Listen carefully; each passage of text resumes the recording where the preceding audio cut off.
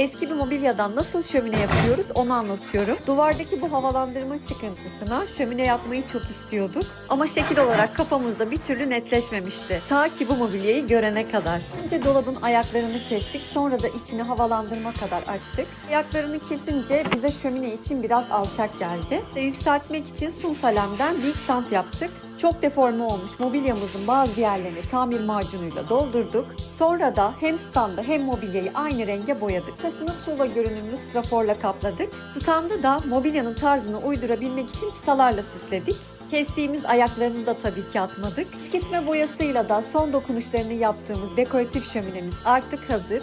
Bitmiş hali bizim içimize çok sindi. Siz nasıl buldunuz? Çok merak ediyoruz. Fikirlerinizi yorumlarda bekliyoruz.